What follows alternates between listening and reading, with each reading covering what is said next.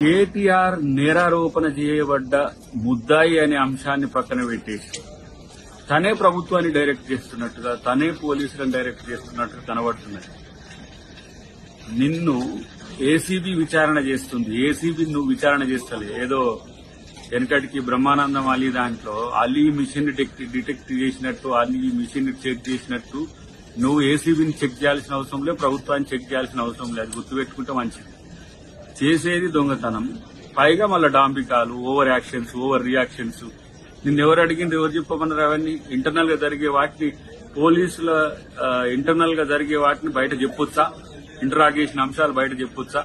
ఆ సోయి కూడా లేదా? మీరు గతంలో నర్సారెడ్డి గారి కేసులో ఎంక్వైరీ కమిషన్ ఎట్లా అంశాలను చర్చించిన అంశాలు బయట పెడతాను మీరు కోర్టుకు పోయిండ్రు. ఈ లోపల జరిగే అంశాలన్నీ బయట చెప్తున్నట్టుగా నాకేం అడగలే, నేనే అడిగినా, నేనే చెప్పినా అని చెప్పి ఏవైతే డాంబికాలు ఉన్నాయో ఇవి బంద్ చేస్తే మంచిది.